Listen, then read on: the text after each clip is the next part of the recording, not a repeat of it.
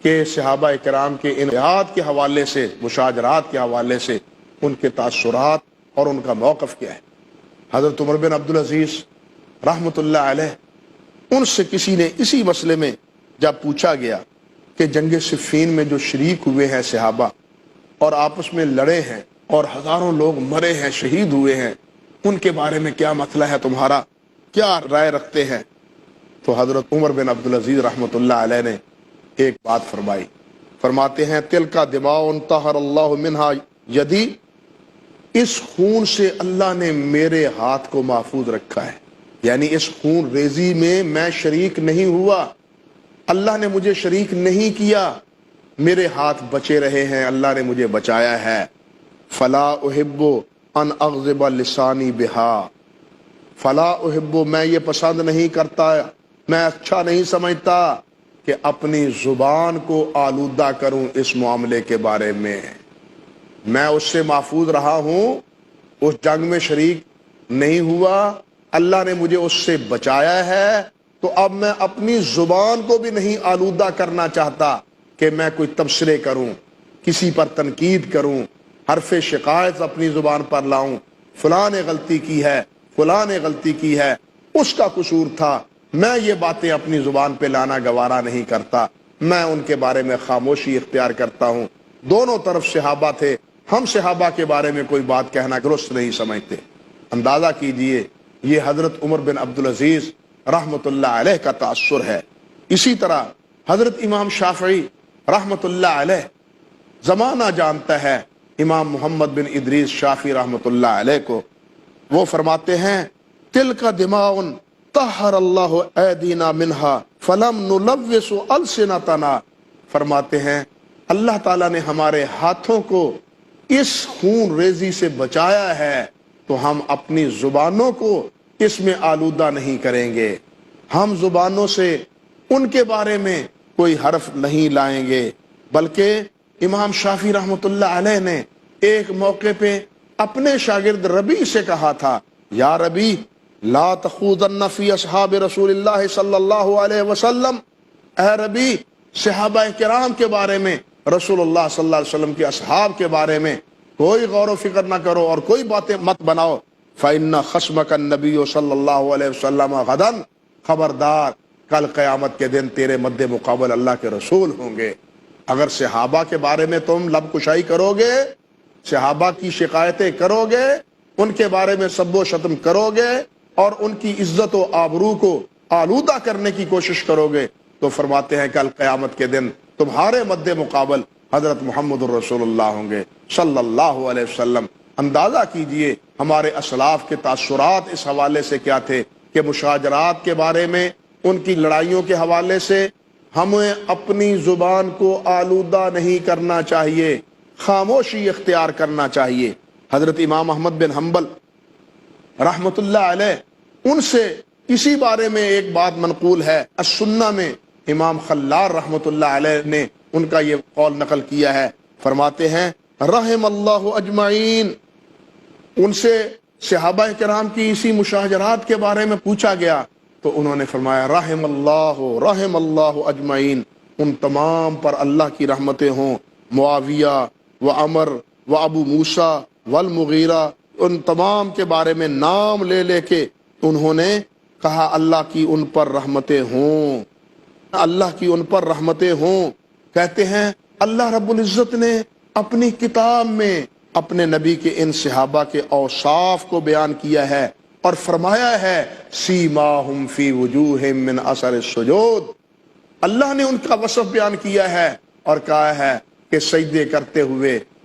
کرتے ہوئے نمازیں پڑھتے ہوئے اس کے آثار ان کے چہروں پہ حویدہ ہیں، ان کے چہروں پہ نمایاں ہیں۔ جب اللہ نے ان کے اوصاف بیان کر دیے ہیں اور اللہ نے ان کے لیے بخشش کا پروانہ لکھ دیا ہے، اب ہمیں کوئی حق نہیں پہنچتا کہ ہم ان کے بارے میں اپنی زبانوں کو آلودہ کریں۔ بلکہ فرماتے ہیں اذا رأیت احدا یذکر اصحاب رسول اللہ صلی اللہ علیہ وسلم بسوء فاتہمہ علی الاسلام، جب تم دیکھو کہ کسی بھی صحابی کی مذمت کوئی بد نصیب کر رہا ہے، اس کے بارے میں بد کلامی کر رہا ہے، بد زبانی کر رہا ہے، تو یہ سمجھو اس کا اسلام خطرے میں ہے. فَاتَّهِمْهُ عَلَى الْإِسْلَامِ، سمجھو کہ یہ اوپر سے اسلام کا نام لیتا ہے، حقیقتاً یہ مسلمان نہیں ہے. اس کے دل میں کھوٹ ہے،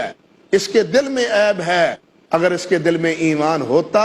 تو پہلے ایمانداروں کے بارے میں اپنے دل میں میل نہ رکھتا. یہ بات حضرت امام احمد بن حنبل رحمۃ اللہ علیہ نے فرمائی ہے. امام عبداللہ ابن مبارک رحمۃ اللہ علیہ بڑے جلیل القدر محدث اور بہت بڑے فقیہ اور بہت بڑے زاہد اور عابد بزرگ گزرے ہیں، بڑے اوصاف کے حامل تھے. فرماتے ہیں عبداللہ ابن مبارک سے کسی نے پوچھا کہ حضرت یہ فرمائیے کہ حضرت عمر بن عبدالعزیز رحمۃ اللہ علیہ اور حضرت معاویہ رضی اللہ تعالی عنہ کے مابین کیا فرق ہے، اور یہ جو صحابہ کرام کے مابین لڑائیاں ہوئی ہیں ان کے بارے میں آپ کا تاثر کیا ہے؟ امام عبداللہ بن مبارک فرماتے ہیں السیف الذی وقع بین الصحابۃ فتنہ ولا اقول لأحد منہم مفتون.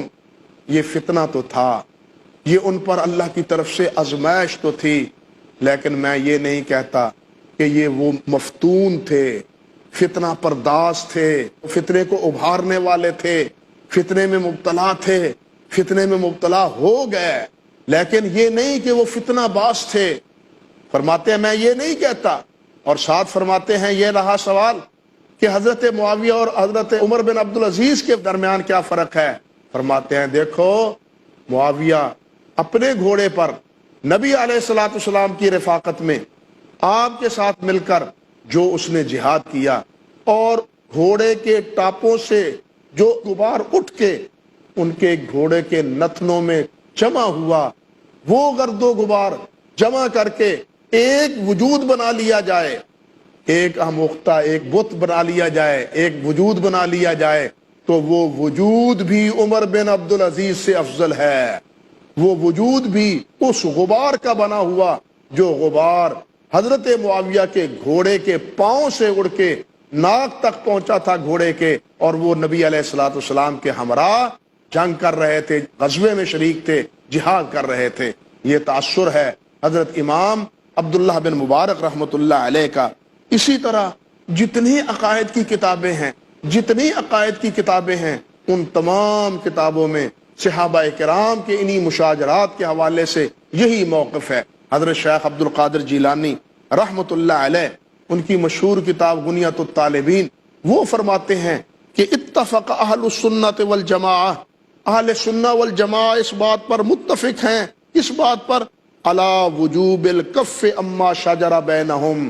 کہ صحابہ کرام کے مابین جو مشاجرات تھے ان سے خاموشی اختیار کی جائے،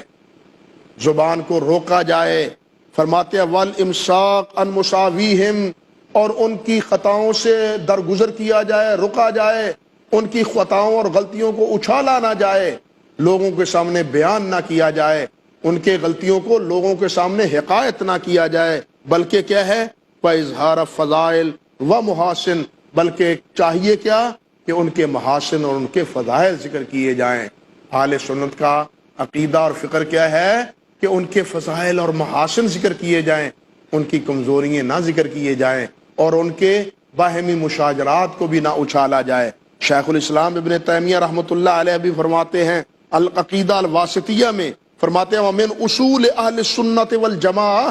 اہل سنت والجماعت کا یہ اصول ہے، یہ عقیدہ ہے، سلامت قلوبہم والسنتہم لاصحاب النبی صلی اللہ علیہ وسلم کما وصفہم اللہ تعالی، کہ ہمیں کیا چاہیے کہ ہم اپنے دلوں کو، اہل سنت کو کیا چاہیے کہ وہ اپنے دلوں کو اور اپنی زبانوں کو خاموش رکھیں، صحابہ کرام کے بارے میں سلامت رکھیں، اور ان کا اسی طرح وصف بیان کریں جس طرح ان کی توصیف اور ان کی فضیلت اللہ رب العزت نے بیان فرمائی ہے کہ والذین جاؤوا من بعدہم یقولون ربنا اغفر لنا ولاخواننا الذین سبقونا بالایمان، کہ جس میں اللہ نے حکم دیا ہے کہ بعد والوں کو چاہیے کہ پہلے ایمان والوں کے بارے میں ہمیشہ بخشش اور مغفرت کی دعا کرتے رہیں. یہ شیخ الاسلام ابن تیمیہ نے العقیدہ پر جو کتاب لکھی ہے معروف، اس میں فرمایا ہے. اسی طرح علامہ طحاوی رحمۃ اللہ علیہ کی جو عقیدے کی کتاب ہے اور اس کی شرح عقیدہ طحاویہ ہے، یا اسی طرح التسامرہ ہے اس کی ابن حمام رحمۃ اللہ علیہ کی، ابو الحسن اشعری کی الابانہ ہے، لمعۃ الاعتقاد ابن قدامہ کی ہے، یا علامہ سفارینی کی لواحِ الانوار ہے، غرض اسی طرح حضرت نواب صاحب کی قطف الصبر ہے، یا شرح عقائد کی شرح نبراس ہے۔ تمام کتابوں میں عقائد میں یہی لکھا ہے کہ اہل سنت کا اتفاق ہے کہ صحابہ کرام کے بارے میں کف لسان کیا جائے۔ کیوں نہ کیا جائے کہ جب حضرت محمد رسول اللہ نے خود فرمایا ہے اذا ذکر اصحابی فامسکوا، اذا ذکر اصحابی فامسکوا، جب میرے صحابہ کا ذکر آئے تو خاموش ہو جاؤ۔ اللہ سبحانہ و تعالی ہمارے دلوں میں صحابہ کرام کی عظمت کو راسخ کرے، اور اللہ رب العزت ان سے محبت کی ہمیں توفیق عطا فرمائے۔ وآخر دعوانا الحمدللہ رب العالمین۔